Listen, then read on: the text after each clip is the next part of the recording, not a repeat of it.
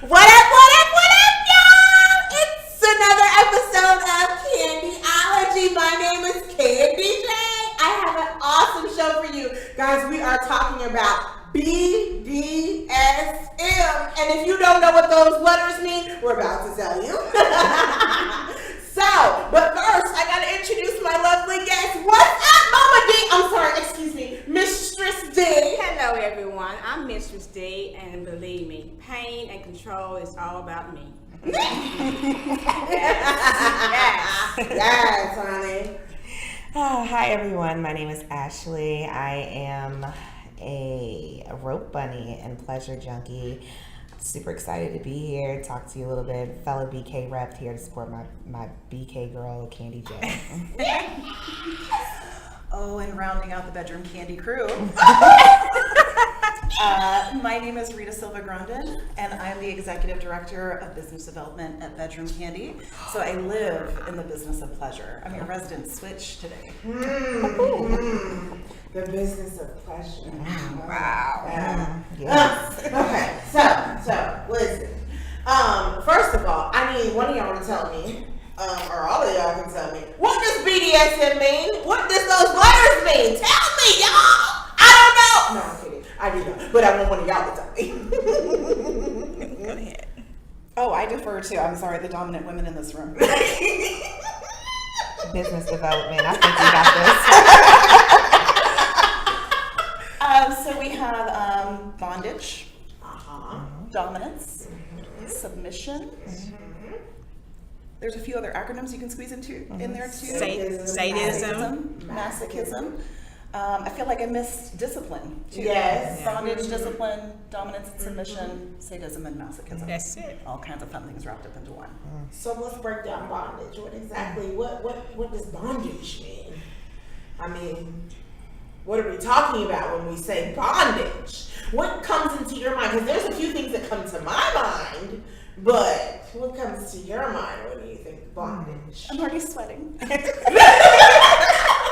Let's just say I think it's the art of restraint. It's an art. It's definitely something you have to practice. BDSM is a practice.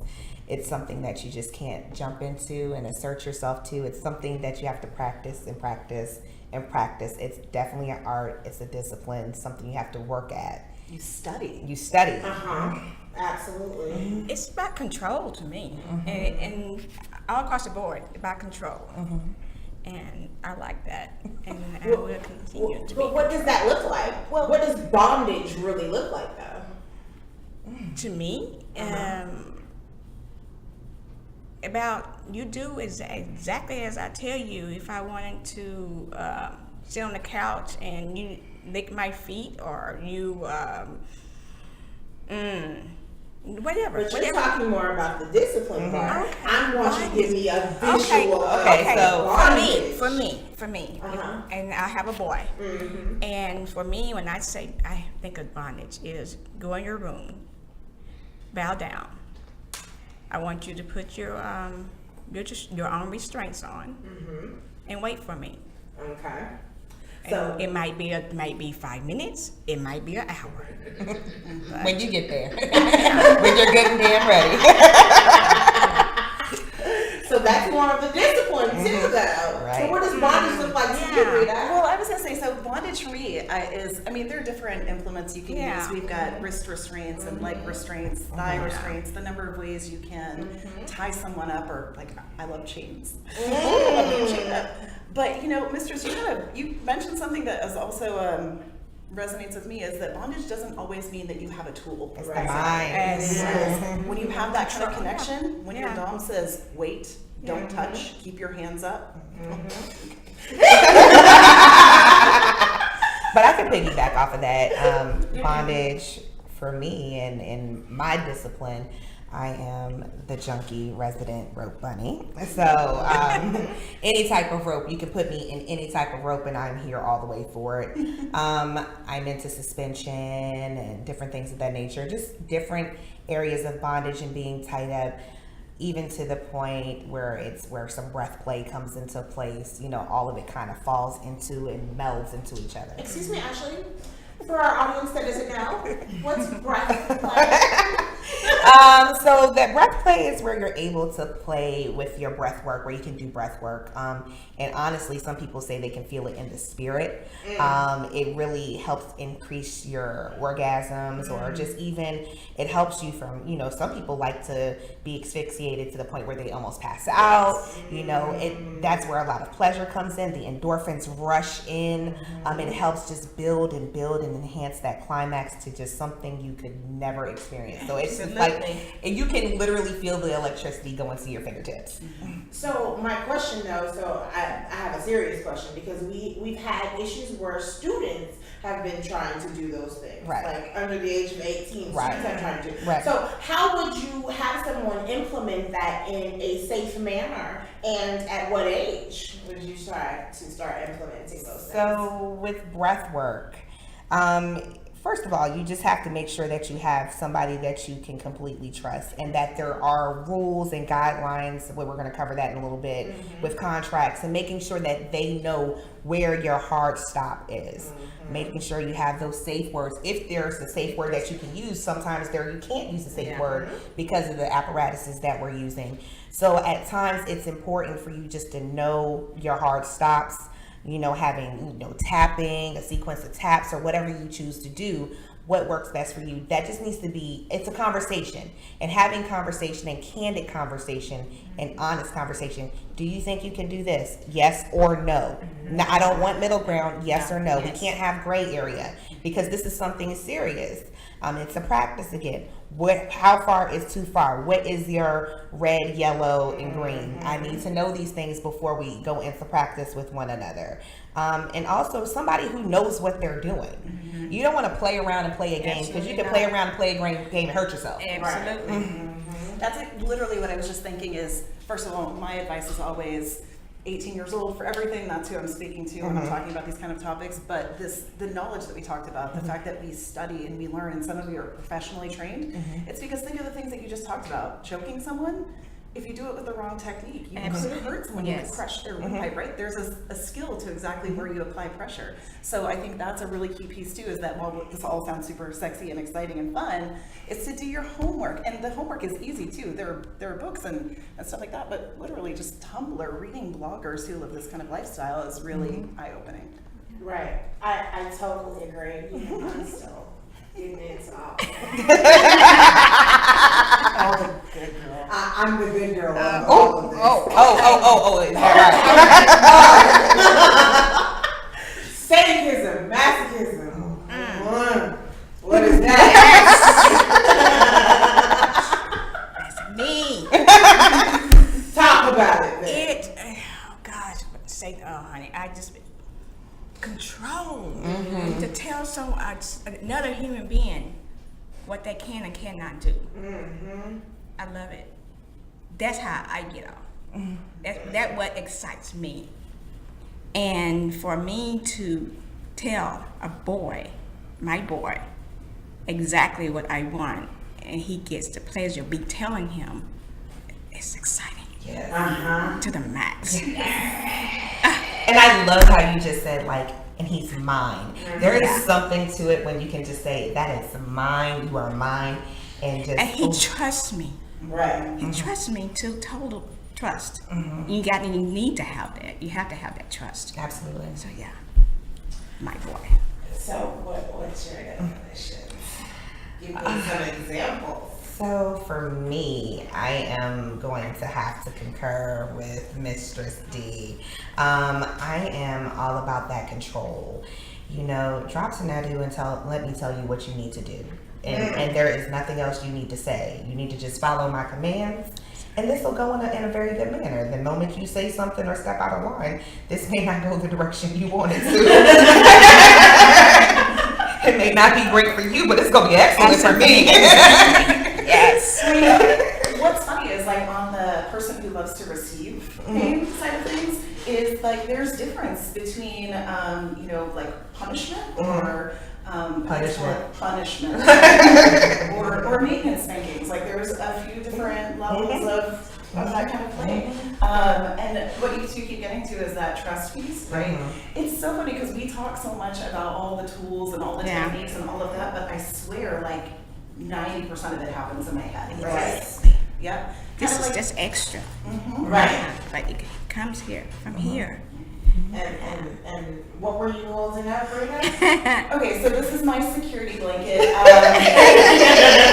If you Google Rita Silva-Grondin and Bedroom Kandi, there's a chance that like 100 pictures of me and a flogger, just because every time I'm doing a training, I don't even have to be talking about this. I'm talking about like the hair care line, and I still can't help it because that's how much I love my floggers.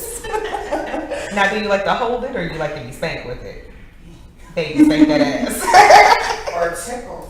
Well, so, it's funny that you bring this up because as the switch, now, of course I love to receive, but I think, depending on the partner you're with, different parts of your personality come out. Right. So, okay, most of the Talk time. about it. Talk about it. All right, let's talk about, you asked about bondage. You asked about sadism and masochism. So some people in this community have like, not just like a little bag of fun stuff or like stuff in your drawer, but have like a designated space. Right? I think like maybe 1 or 2 people in this room might have one of those spaces. A dungeon? A dungeon? A dungeon? Yes. Maybe I learned from the Queen Candy. Oh, dungeon. I love dungeons. So, speaking of dungeons really quickly, we have Welcome to the Dungeon Tour with our business partner, Candy Ms, that has been going around the country, and she'll be here on May 25th at the Bomb Factory in Deep Ellum in Dallas. Yes! If you don't have your tickets yet, there might be still time to get them. $72 and $75 with tax, guys. Welcome to the dungeontour.com, guys. And guys, if you have phone calls tonight, I am taking phone calls because these lovely ladies came to talk to you. 203-802-5694, 203-802-5694. So back to this, Rita. This was a flogger on the Bedroom Kandi line. Yes. So, Miss Ashlee, maybe you can help me out with painting a picture of like, what would a scene, if we were maybe walking into Miss D's dungeon, what kind of things would we see in there? Oh, gosh. Right? What would this look like with all of the little implements we have with us today? That would look like the introductory piece. Right? That's the beautiful thing about Bedroom Kandi, right? We have like nice beginner intermediate products. Yes. And it's all about the way you apply it, and that's just something I know, being like where we have similarities with the switch life, but I'm heavier on the Dom side. But implementation is just something that you really, I can't even explain it. And it's something when you start talking about it and you get into it and you're like the discipline and the implementation and the way that you go about doing things, like you find that we have an order. Like our order is so structured. We're someone probably the doms are that I know that I deal with are some of the most structured people you would ever deal with. Like they're disciplined in their own right as well. And as much as like we like to discipline others, we're extremely disciplined in our practice as well because we love what we do. Right. So going back to a piece like this would be an introductory piece, probably for just mild stimulation and pleasure and teasing and pleasing, just to kind of get you warmed up. Literally warmed up. So, guys, we've been talking about BDSM, but what's your story? How did you get into BDSM? Tell me. I want to know. For me, I started out, my boy and I, started at a swinger club. Just going to swingers, but it got old. We wanted more. And we met someone that's in the lifestyle.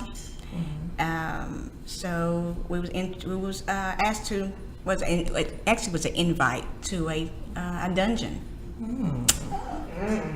So excited when I heard that. I said, oh yes. And so the next weekend we went and I was hooked. Once a month we was in that dungeon, but like I said, we was invited. So that's how I got introduced is, doing the swingers thing. It didn't work. And then, like I said, we wanted more.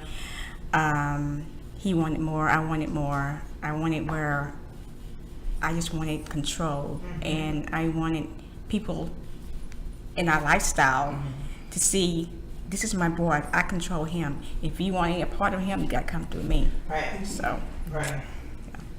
How did I get in a lifestyle? So, older men. I was an impressionable young woman who thought that she knew it all, wanted it all, had it all. I started in nightlife and entertainment fairly young. I was doing teen parties. So naturally, when you graduate into adulthood, I was already dealing with a lot of older individuals. Well, I ran into this one older gentleman who really kind of just was different. And he had a different approach to things, and it was completely non-sexual. And I said, ooh, this is really, ooh, this just takes me there, and I like this. So continued along that journey for a few years, and just, you get to a point where that contract ends, you start a new contract with somebody else, and now over a decade later, I'm still loving every moment of it, and I've learned so much.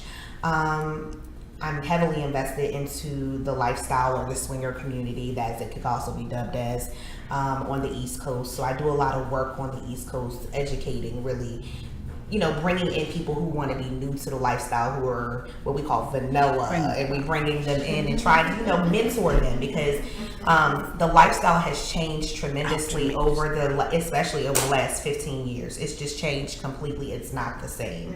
So we're in a realm where people are just coming in all willy and nilly. So there's a difference between like the freak groups and then your lifestyle groups. So for me, I like the lifestyle. I like the basis of what it means. You have to be vetted. You have to be mentored and just carry through this process to find out what's your specific kink. So that's how I got into it. So I was really young. I got introduced to it pretty young. Well, it's funny. So I'm listening to your stories, and okay, so for those of you who are BK girls, you'll know my little urchin brain. I'm a knowledge seeker. I love to learn. So my story of how I came into BDSM is really similar as to how I came into the adult education industry to begin with. Is that back in high school, I was waiting, not to marriage, but until I moved off and left college, right? I was about to say, what are you talking about? It wasn't for any of those reasons. But in the meantime, I was like, let me see what's in this library right here, and let me learn everything, right? So even though I was one of the last of my friends to like engage in anything, I was the first person they came to for information. So this has kind of just been like my theme of life, right? I'm a knowledge seeker. I love human sexuality. And so I was sitting in like a human biology class one day, and we happened to talk about all these like really wild kinks, like on the very extreme end of the spectrum, and things where I was like, okay, I'm super open-minded, and I get that this isn't for me, but I don't understand why this does it for some people. So I started reading the like evolutionary background of why various kinks existed. Where did they come from? And the more I read about this, I was like, oh God, there's so much more science here I didn't know about. And then, in the beginning, I thought, for those of you who know my personality, I'm super dominant, super confident. And so the way that it expressed itself in those first few years was a lot aggressive. And being raised in the South, I used to get this for like the DS side of BDSM. When I hear about dominance and submission and women being submissive, it was because women needed to be submissive. It was because they couldn't make decisions for themselves because their husband knew better. So for me, right? None of this. So it took me to meeting my first Dom. And the same kind of like vetting, perfect protocol was all about helping make sure that I understood things and you talked to me. That first date, we are not fooling around. There's nothing happening. And I was like, what do you mean? I love not like this princess. And so, that was actually that was like a huge point for me that totally shifted my understanding. It's not about I'm better than you, I'm stronger than you. It is like a caregiver and someone you love. The dominant, I need a dominant sometimes. My wife. I need someone to tell me, girl, stop being crazy, sit down. Right. Go to bed, drink your water, eat your vegetables. And so for me, dominance and submission has really come full circle to like completely change my worldview. Right. I love it. So what's I'm gonna come back to that question. What's the difference between BDSM and kink? I mean, so there are, let's just say, there are some subsets in the BDSM life that you address. Like some people like certain things. You've got people, like I said, I like the breath play. Some people like fire play. Some people like knife play. There's just a lot of things that people enjoy. So you've got your like certain little chapters of this book that you can go through, and you can kind of play around and see what you like. But you don't really know what you like until you try. So you have to find like the introductory levels to certain stuff. So that's the stage that I'm at. Okay, so where are we gonna pull you to? So someone's trying to pull me to role play. Oh, a bunny life. I don't know about that, but we'll see. But I don't know. Tell her about shibari and hitting all those like really great points on your body and how it feels. And if you're suspended, the suspension literally almost takes your breath away. It's just so, the endorphins that flow through your body, it's like a feeling like no other. I can't even explain it. It's just an amazing feeling. You have to try it. You'll do it over and over and over again. And y'all know me personally, so I can say this, I'll try anything once. If I don't like it, I will not come back. You're gonna like it. I would say try something twice. That way, if it's a fluke the first time, that's my life rule. Absolutely. But also, ropes come in different colors. I know you love accessories. I'm pretty sure we can find you some purple rope. Yes. Oh. Yes. Okay, I'm getting a visual of hair and shoulders. Oh, sorry.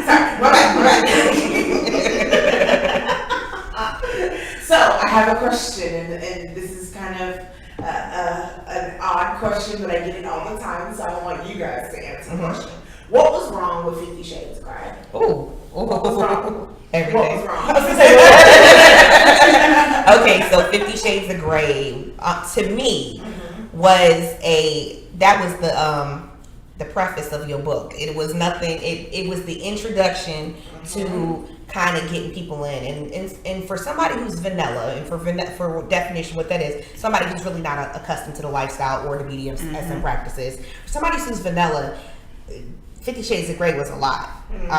But for somebody who was accustomed to some practices or has maybe even dabbled, 50 Shades of Grey was very lightweight. But 50 Shades of Grey, I will say, that shed some light and made people curious. Right. And made people ask questions, and made people practice, and made people try. And asking questions is important. I loved how they highlighted consent. Consent was huge in the entire movie. I will say that. And even in the books, consent was something that was highlighted over heavily. So in that form or fashion, I think 50 Shades shed an amazing light on that BDSM doesn't have to be as raunchy and as nasty and disgusting as it's conceived to be. Right. So that's me. What about you? On the same line, but basically it's a letdown. It's a letdown. Straight up letdown. It's like, come on, it's more than that. But I understand on the vanilla end, I get that. It does give them the, okay, ooh, maybe I can try it, maybe I like it, but for me, it was just straight up letdown. So. But so why do you feel like it was a letdown though? Because what's the difference in what you do versus what you saw on the screen? What's the big difference? There is a difference, but I don't know how to explain it. I just, when I saw the movie, well, actually I read the books. It was awesome. The books were awesome. But when the movie, I guess it's just like They didn't go there. They did Yeah. not. They didn't have They to go didn't there. touch it. That's it. They didn't touch it. And I did a see letdown. myself still vanilla, and I was just like, oh, they didn't go there. They ended didn't up go there. all the places that I wanted you to go. And I kept thinking, oh, it's gonna come in this scene. Oh no. It was- oh, it's gonna go on that scene. Oh. It was like the early Cinemax in the 99 and the 2000s. Right. It was like watching soft porn on Yes. Rita, what's your take on it, boo? Nothing. Yeah, It didn't do nothing for you. Yeah, similar sentiment. I fell asleep in the middle of it. I woke up to not being super impressed with the emotional dynamic between them sometimes, but Yeah, like I just with one of the reasons why I love BDSM so much is done right. It has the capacity to build an incredibly deep, powerful connection. It's the intimacy is incredible, and the communication that you have to do this is like damn near perfect. Right. So I didn't really see that. And again, there's so much of the emotional, psychological stuff that just wasn't visible. Okay, so my mom loved the movie. That lets me know it's about. My mom watched the movie. I was doing an event, so she watched the movie, and my mom watched the whole movie, and my mom loved it. She was like, ooh. I said, ooh, this is too light. Yep. So would you rather be dominant or submissive? Switch.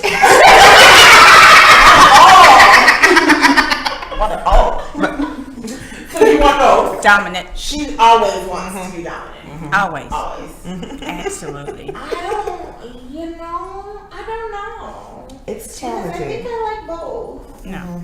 It's challenging. But I think it depends on your gender as well, though. So, let me explain. I mean, for me, it depends on the gender. If I'm with a male, I want to be the submissive. But if I'm with a female, I want to be the dominant. Isn't that crazy? No. Oh, okay. I'm just saying. That feels like this. And I can say I read a dominant because I have played with another female and I was a submissive. I think it wasn't me. For you, it wasn't. It was not for me. Absolutely not. That's when I knew then, like, Right. This is something that's like deeply ingrained in. Yeah. You have to have your boy. Yeah, I need. Yes. He's a good boy. So, what is your favorite part of BDSM? For me, I always control. I don't know how to answer that because I always going back and control. It's about my mind. Is it him? Control it. It is, and even my life. You know, it's always about me controlling everything. So outside BDSM, my life is always controlled. So it's just me, and I don't know how else to explain that. So you feel like there are controlling things in your life that you have no control over, but in that space, you have all the control. Is that what you're saying to me? No, I have control. No, outside. No. Okay. Everything's got control. Let's see. For me, I'll say I'm on an 80-20. And it's leaning more 90-10 for me to be dominant. I'm dominant in every day of my life. I do everything. I run everything. It's on me. I run this show. But as far as the submission, when you find the right person and you find that bond, I mean, we really found each other as a fluke, like mutual friends, whatever. And that bond is like no other. I probably have gone further into my practices than I would have ever gone with this particular person, simply because the level of compassion and aftercare. That's just like the whole, from A to Z, the practice is really focused and it's not selfish. And that's something big too, is that you're not selfish in the practice, that, you know, some days it's not all about you, some days it's all about them. So it just really, finding that balance and knowing where the balance is for me, that takes me there. So I'm a switch. But oh yeah, if my babies, they getting that ass beat.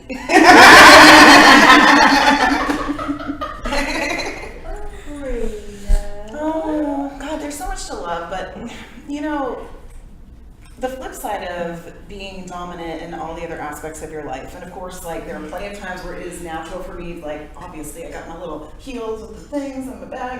It's natural for me to walk in and take control. It's natural for me to pay attention to everything that my wife does throughout the day and notice her changes and try to do things that make her life better. That's power exchange too. It doesn't have to be sex, right? Right. But at the same time, being submissive is such a gift, because with the right person, you can let yourself go, right? It's about the pinnacle of freedom that I could turn over and trust someone else. Like, I have to be on all the time. For me to be able to turn off and be like, I know you have everything from here on out. That lets me experience life in a way that I don't get to experience on a regular, like, day-to-day basis, right? It lets me relax a little bit. It's a nice break from what I normally have to do. Right. Here's a question I have for you, and this is something I get all the time. And what is the difference with the races for BDSM? Because here's the thing that we get. For instance, I drove to Nashville. No, not Nashville. Indianapolis. I drove to Indianapolis and I was doing a party, and Mama D went with me. And I got to the BDSM part of it, and I was, tying someone up and flipping them over with our play with me. And I had this one lady, and she was African American, and she was just like, oh, that's some white people shit. And I said, whoa, hold on, wait a minute, excuse me, I'm sorry, but do you know that all different races are engaged in BDSM and like it? And we have some undercover people, but the black people that I know are very proud of it, actually. So, and that calms your little self down for just a moment. But what do you think the difference in the races? Because we've all experienced it. And I'm gonna let you talk first. Oh God, I was trying to do it. I was trying to do it. God, well, this is challenging. Anytime I have to talk about race, I have to admit that, like, I'm a little racist against white guys. It's 2019 in America. Things are all a little crazy. That said, I obviously can't speak for other people's experience. I think that we all come to the table with our own unique experiences. So I'm really looking forward to hear more about how you feel like race impacts things, but I feel like it probably similar to how I feel about how, like, gender dynamics and orientation impact things, or the fact that I'm pagan. Right, I'm a witch, and not that long ago they used to like to set me on fire and drown me and stuff. Right, so so I feel like I have a similar kind of background, but that doesn't scare me away from this. It doesn't take me away from it. Really, kind of like the things that I love about BDSM is this kind of stuff makes me be more analytical about myself. It has made me think about the things that are deep down inside my soul in ways that a therapist has not been able to get me to acknowledge. Big facts. Facts, true facts, true facts. What do you think, Ash? Okay, so I have a lot of experience in this. As far as my white clientele is concerned, I will say that for the most part, I can push the envelope a little more. They're a lot more open to hearing the discussion. My African American customers are somewhat closed-minded at times, but there are, and this is like an underground society.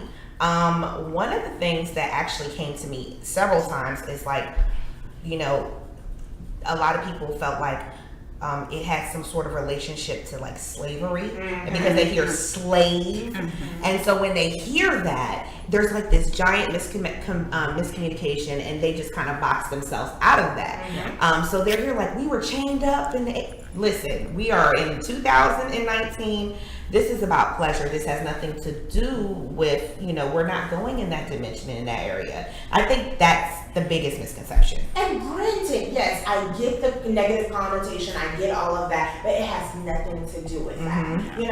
Don't antiquate us back to when we were slaves. I'm sorry, I wasn't a slave. This has nothing to do with it. It has to do with the pleasure of it. But it doesn't matter how much you talk about it.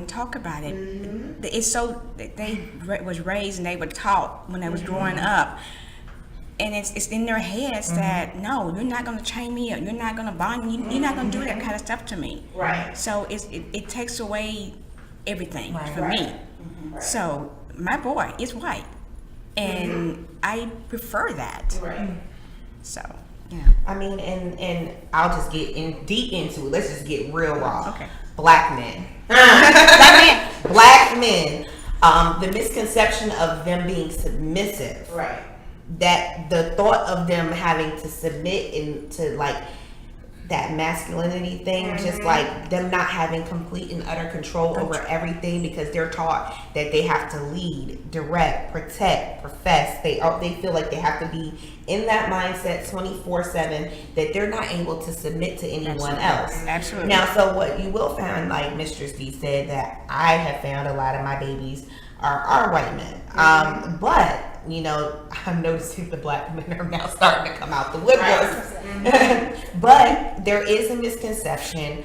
I think that's why it's so private in the black community. Like, you know, the swinger community is more so, it's almost like a secret society. I tell people it's like the Underground Railroad. It really is. But I feel like that's where it started. And then so now we're literally breaking the mental chains of that. Right, and something that we talked about a couple of shows ago about the difference between, you know, what we do at church and how we feel that people are looking down on us because you want to sing praises on Sunday and then you go do your due on Monday, but you're still doing your due regardless of whether you go to church on Sunday. My sin is my own sin. Absolutely. You know what I mean? Whatever you think is your sin is your sin. You know what I mean? So I don't understand. And going back to emasculating people, it's not about emasculating you. It's just about like Sometimes. Well, it depends on what the level is. Yes, I do. But it's also a genre inside of a genre, right? You know, so emasculation is a part of a whole deeper subset of things. So yeah, It's a chapter in that book. Yeah, there's a couple of chapters. There is a very talented dominatrix converting men in the South. You should. She's doing great work. Listen, the Bible belt isn't going to be the Bible belt too much longer. We're going to be chained up belt. Right. So here's the thing. My next question says, what are the benefits in relationships to those who enjoy BDSM? We've hinted on it a little bit, but let's talk about it further. What do you think? Relationship for me, it's good. It works for us, my boy and I. It's been 12 years now, and it works. It just connects us even closer, you know. And what do you think it does for your outside relationships, though? Oh, it makes it stronger. I mean, yes, it makes me stronger. But in what way? In what way? Oh gosh, control again. Because it makes me a better person. I've learned to love myself more. So, and by me loving myself more, I can give back. You know, so. So one of the, and I'm sorry, I'm going to give y'all a chance to answer this question too, but one of the things that I've been talking to one of my recent clients about BDSM, because I was like, this is not my specialty, but here's what I know that I can help you with. Definitely communication helps you with being able to articulate yourself and assert yourself in different circumstances outside of here. And this particular person is trying to figure out how to assert himself at work. And I said, so you've already connected the two because he already had figured out, yes, so this BDSM life might help me a little bit, and he's trying to pull it out to see how.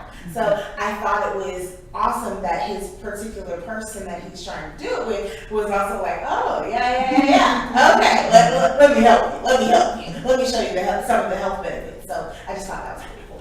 Go ahead. So I'm going to have to go with Mistress D. Control is, it's just something about the control. It really, the benefit of it all is that we're all getting something out of it. Yes, I'm a different, when you're in a good situation, you walk a little bit different. That chest pokes out a little bit different. That swag and that drip is completely different when your practices are on point. But I will say that it does weigh on you as well. Their burdens weigh on you because you become emotionally invested, especially those that, you know, we might touch on this. This is something that kind of touches on it a little bit, but collaring, the significance of a collar.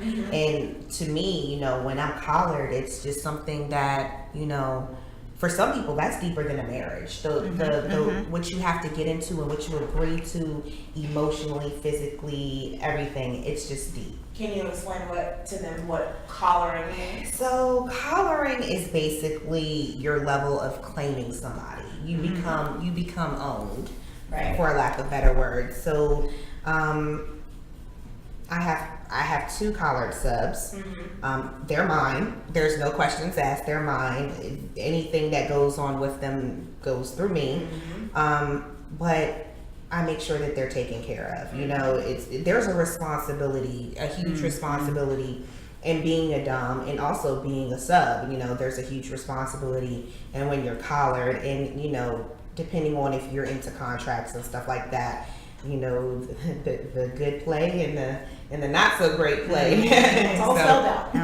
So it just, for me, it definitely makes you a different person. Practicing, all the time and consistently practicing makes you a different person. When you're not actively practicing, you'll notice your attitude changes. Absolutely. You'll notice that you'll fall back. I notice that, sometimes I'm not as clear-minded when I'm not actively practicing. Just about to hit on So, that. Mental clarity. I mean, I'm just going to throw this at you just personally. Candy's been talks and I talk almost daily. So you can tell that when I'm practicing, because I'm on it. I am on it to a T. Focused. I'm super focused, okay? I can do 5 things at one time, and don't ask me to be on time.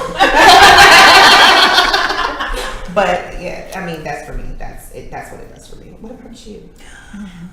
Oh God, there's so many things too. And so we've been talking about like the sexual aspect of BDSM, what happens in the bedroom. I'm a big fan of like, there's kinky sex, there's the activities we talked about, or there's the lifestyle. It extends past the bedroom. When you have the dominant submissive dynamic, that does not end when you put your clothes back on. Absolutely not. Right? It's pervasive throughout your day. And so when I've been a submissive, that's been really helpful for me, because again, there's somebody who cares about me, who's constantly like, remember to get some sleep, let me know that you did the thing, I know you haven't been doing this lately. I'm terrible with self-care, so having a dominant would help me engage in better self-care. Engaging that kind of dynamic also, because I'll speak, because I'm not going to do dominant stuff today because y'all got that covered. When in the submissive role too, I'm a servant leader, right? Yes. I love doing for other people, so it shouldn't be a surprise that it comes out in that aspect of my life too. So yeah, I feel more fulfilled the same way. That mental clarity, the general happiness, the fact that I do keep myself like in better working order, just generally speaking. It's crazy that mind-blowing, mind-melting sex can do that for you with that kind of connection, right? So does it have to be sexual though? Oh, No. No. Absolutely not. right. But people had in their mind, that's why it's always the thinking's about sex. No. No. Mentally, there have been times where there's no sex involved. Right, you never take your clothes off. No, absolutely not. It is literally a mind fuck. Yes. Literally. That's it. Mind fuck. Literally, it is just literally you can. And that's enough. The things that you can do with somebody's mind and to somebody's mind, and to like change their mindset. Right. Like you literally can change somebody. The fact that somebody trusts you enough to do anything and everything you say. So let's talk about that trust for a moment. How do you build that trust? And now this goes to the relationship side of Candyology. Okay. How do you build that trust? Communicating, honesty, asking what he or she likes, do not like, vice versa. And like I said, practice. And when you practice, the better you get it. But yeah, what and I keep going back to my boy is we talk about it when we're not even we just meet on the couch looking at television, and we have a conversation. Not even thinking about doing anything sexual, just conversation. Right. And that conversation, it's like it brings us even closer, you know, so, you know. But you know, good relationships are all about communication. You know, go ahead. Communication is hard in relationships, right? But it's about communication, because the foundation of great relationships are communication. So here's my thing for BDSM: you must communicate. Let's talk about this contract. Let's talk about this contract. How detailed do we need to be in this contract? And for me, this is where it's the nitty gritty, because you have to be very detailed on what you do with this contract. But I'm gonna let y'all talk about it. Talk about it. So, not everybody likes contracts. Not at least everybody. not written contracts. Right. Again, I happen to be like a data person, so I love written contracts, especially because for people like me who, again, like this, mental health is always part of this. I'm ADD. That stuff is everywhere. Like, right, I don't know. I need my expectations written down. I need that this is what my objective is, here's how I'm to accomplish it, this is what I'm supposed to be doing, here's what happens if I don't do this. I love having something that gives me clear parameters, and because I like to push the boundaries too, I need to know where the boundary is so I can push it. That's why you get those go to bed Rita texts. Right. Yeah, she does. This woman, right? Contracts. Oh, I could go on. This is a whole topic. Talk about it. It's a whole day's worth of conversation, because contracts are important. They define how far you're willing to go, and just making sure so that consent is completely there. First of all, let's just say consent is super sexy, super duper sexy. Consent and control are two of the most important things in this practice. Like, so you're able to get that consent, because let's be honest, BDSM can get real. Right. Okay, the practice can get real, and it can get real to the point where you're upset. You may think that you pushed the envelope, but hey, in your contract, you said that this was a yellow area for you. You did not stray from this, and then you didn't say this. So if we need to make adjustments, we can make adjustments as necessary. But it gives you permission. That is an area where you're able to have consent. You're able to write down. There is no gray area in my contracts. I'm very detail oriented. I'm not doing this. I am not doing that. You can do this, and you can do this. Some knots, actually.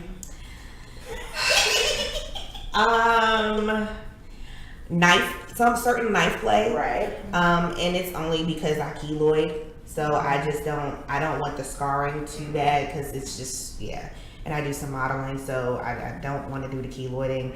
And some of the stuff that's on the real extreme dark side of kink, I love it. I've done it.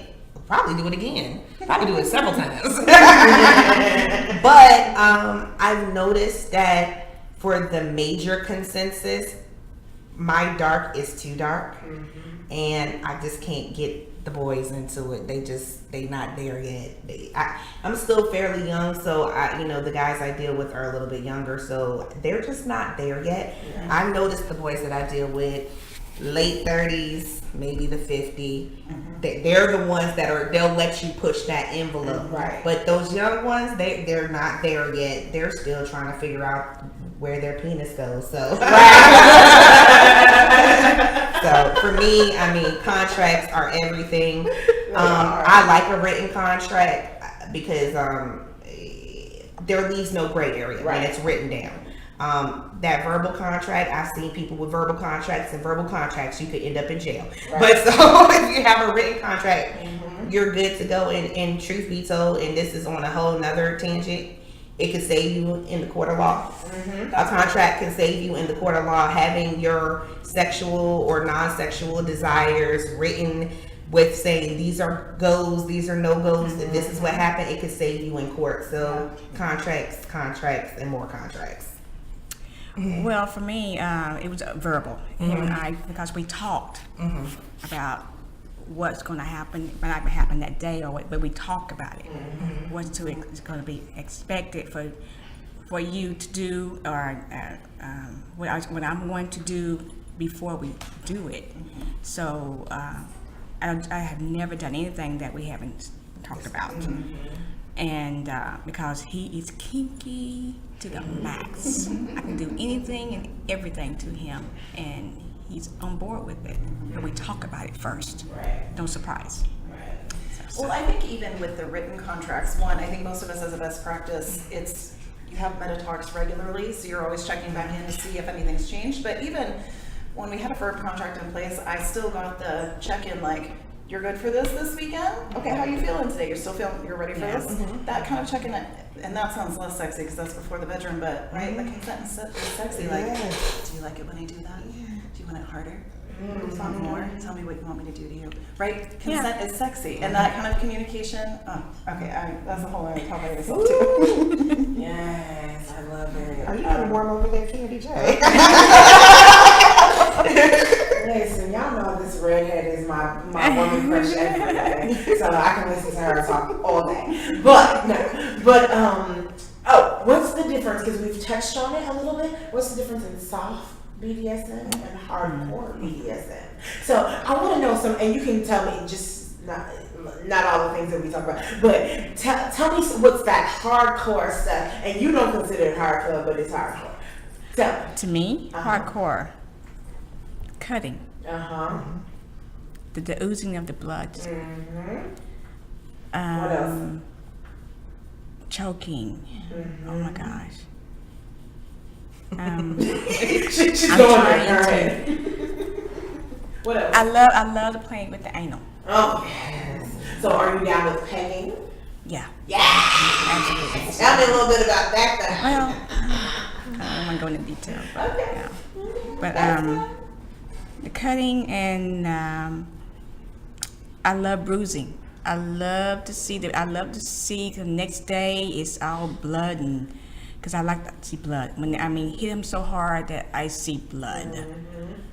It's such a turn on. Marking your property. Right. And the thing is, he loves that. Because like I said, we talk about it. So he's in a job where he can't see nothing. So in different spots, but it's something about that switchblade slicing him on areas like his scrotum, penis, See, and inside his leg. all of that is hardcore. Yes. What else, Ashley? What else, Ashley? Your face is turning. Your face is turning. I am on board. Everything anus. Love. Tear it up. So we're speaking of pegging. Pegging. Can you break down pegging for that? Fisting. Yes. It might be a foot. It depends on what they like that day. Honestly. But pegging is basically penetration of the anus to stimulate the prostate. Milking. You really can get into deep, and it's some of the best, if not the best, orgasms that men can have are generally found with some sort of prostate massage. So if you can fist and fuck at the same time, really, you can find some really creative ways. Fire play is absolutely stellar, and just to think that with fire play, what you're dealing with, you could really hurt yourself. But the fire, just the feeling of that heat, knowing that it could really do some damage, but being able to feel that heat followed by the cool, and then afterwards the aftercare behind it. I love the fire play. Cutting is cool. I'm here with it. Electro. Oh yes, Electrostim. Electrostim is cool. Yes. I'm with it. There's not much that I won't do. There's not much that I won't do. Like I've probably tried quite a bit. So. What about you, Rita? Y'all cover the crazier stuff, but there's nothing like a great night of being bound to the point of not being able to move, gag in your mouth so you can't verbally communicate, forced orgasm, put a wand there all day long and don't let it move. I I love, again, the kind of control you give up when you're talking about the more extreme stuff, and I'm thinking the breath play, like, yeah, I'm a sucker for being choked. And it was funny because it wasn't just the sensation, it wasn't just, you know, the chemical change in my body. For me, that was often the thing that brought me like the deepest intimacy, because I recognized how, with very little effort, I could be dead. Right? Being able to put that much trust in another human being, just every single time a hand would go around my throat, that honestly, that was the kind of change in my mind where I was like, oh my God, I love you so much. Which is such a maybe funny reaction for vanilla people. And we haven't kind of touched on safe words though, so I want someone to explain what a safe word is, but also, so what are about those times, and we've talked about this, where you can't say anything? So how do you communicate that this is enough for me? I would love to talk about that if somebody else wants to give the intro. The safe word, yeah. For me, safe word is not just safe word. We have safe hand signals and safe taps. I know a certain sequence of taps that my partner will do for myself, and we have the same tap pattern. We've had it for years. If I'm doing that tap pattern, I'm going down. If he's doing that tap pattern, he's going down. Okay? And in the several years, especially with my sir, in the several years that I've been dealing with him, I have only had to do a tap pattern once. And a safe word once. Oh wow. And the safe word once wasn't anything. It was literally, I was gonna probably lose my foot. I was tied a little too tight. That's all it was. But I mean, I couldn't feel my foot. Yeah, like I was starting to lose sensation. So that point I was like, okay, all right, wake up, it's time to go. So we got our tap patterns, we have our safe words. Safe words are important. A word that is something you would not say in the bedroom. Right. Something that is so uncommon, something that is just all out the woodwork, not something you would normally say. Chicken noodles. No, tampon. I mean, that's one of my safe words with one of my babies is tampon. Why would he say tampon to me? Right.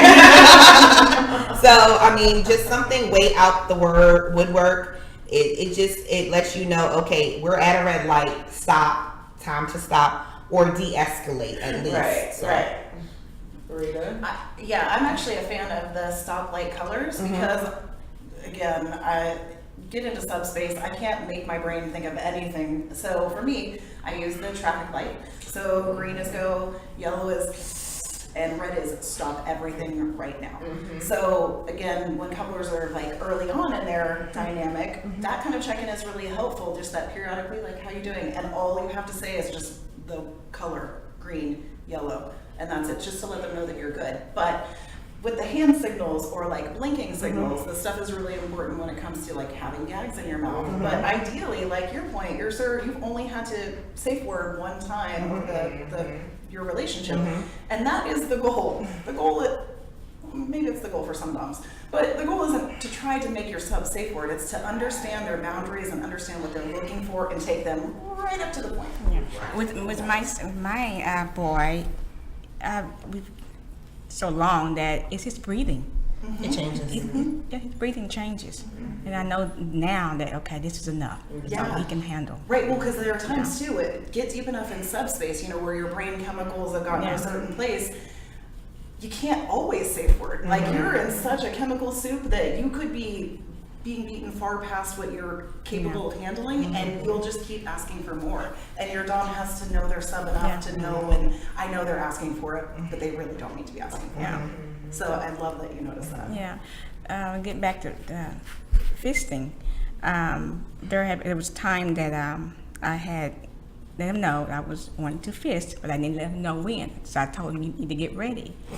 So what he did was he got 3 different size plugs. And about 2 weeks he practiced. Put them in different sizes. So stretching it. So when I was ready, he was ready. He tried. He's a good boy.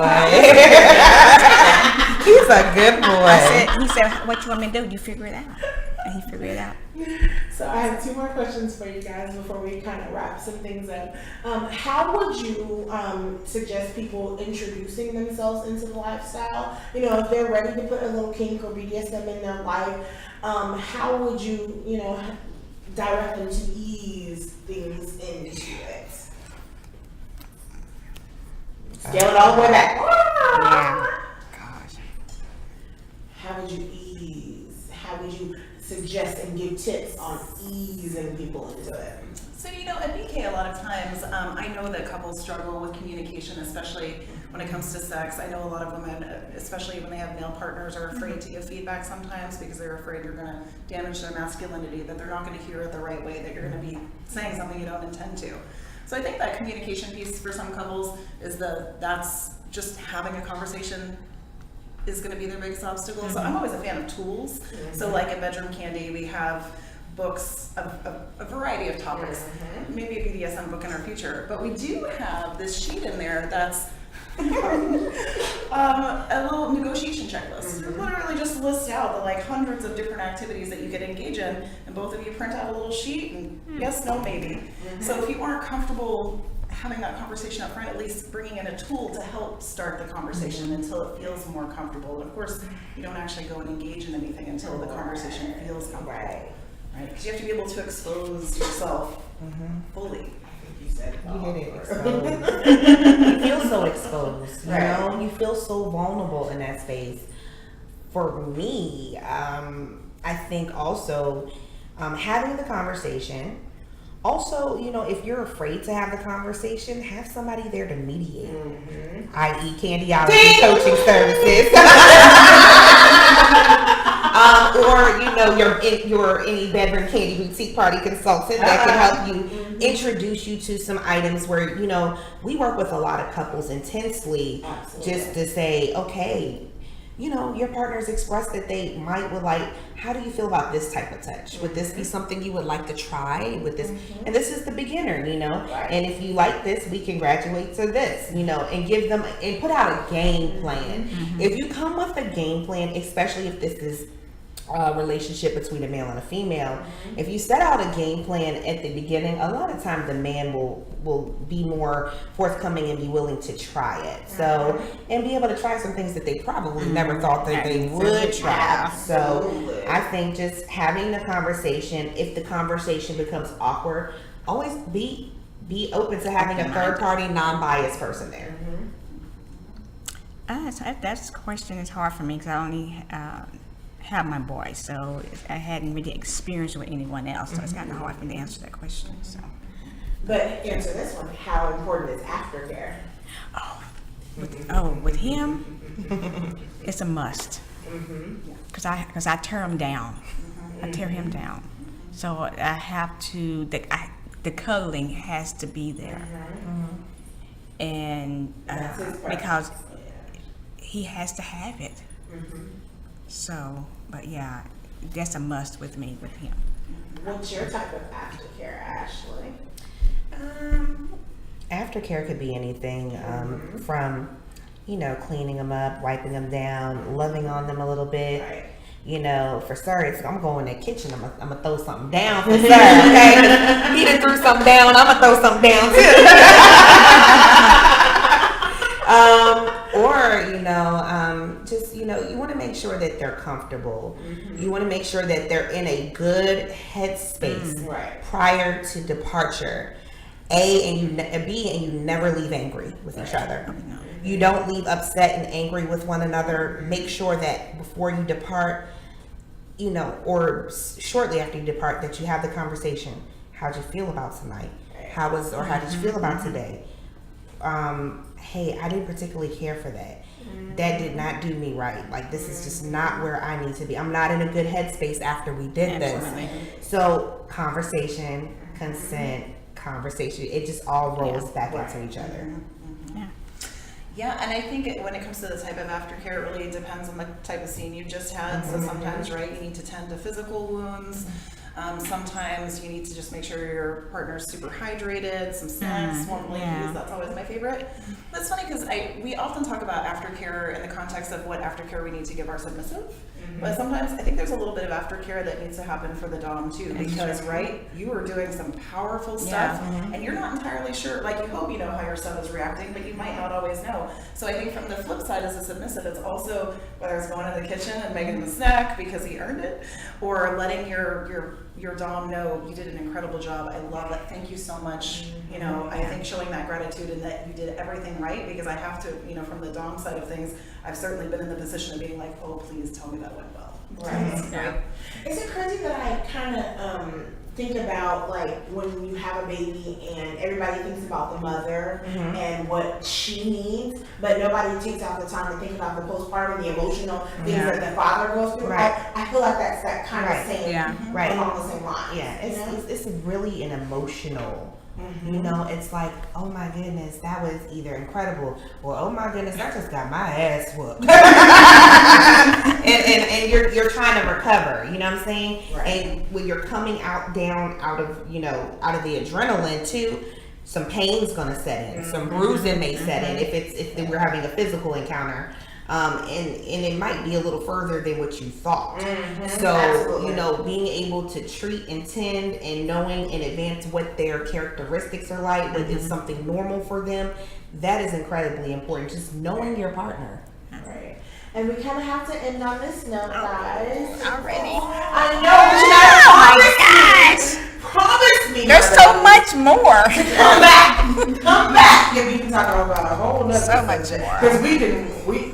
Because so this has been Candyology, wishing you love-filled days and orgasmic nights.